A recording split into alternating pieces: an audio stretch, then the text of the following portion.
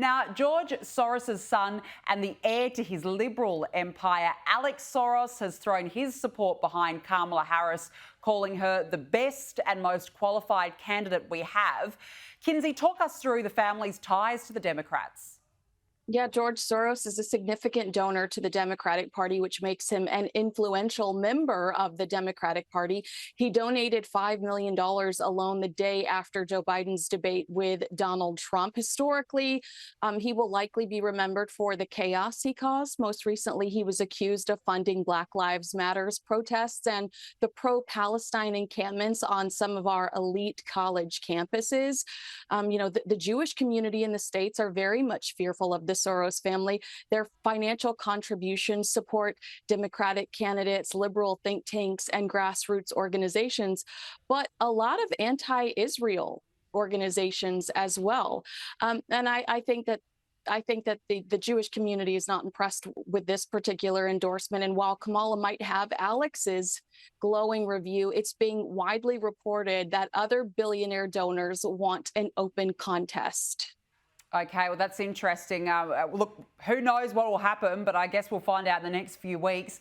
Now, let's turn to the royals, because the Princess of Wales has released a really beautiful portrait of her son, Prince George, as the future king celebrates his 11th birthday. I've got to say, when I first looked at this, Kinsey, I thought he really does look a splitting image of his father. And are those Taylor Swift friendship bracelets on his wrist?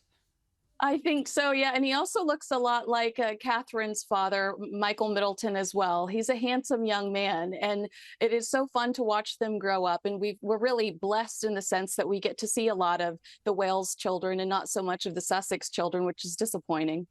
It is really disappointing, but yes, it's always lovely to see them grow up, and the photos and the portraits they put out are just wonderful.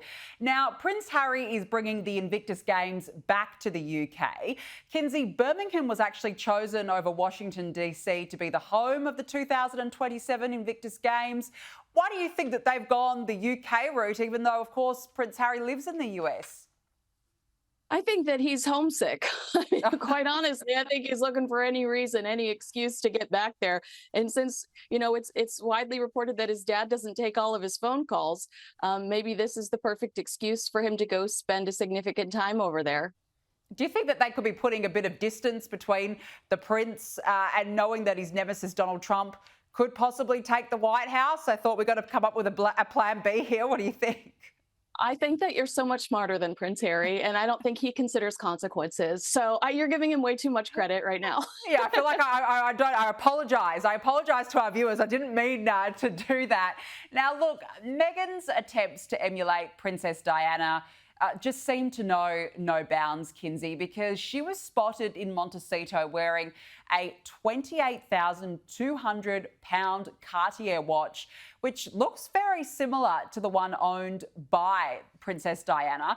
And she was carrying a black Dior Lady Delight bag, a version of the brand's Lady Dior bag named after Diana. But Meghan's had DSSOS embossed on it, standing for the Duchess of Sussex.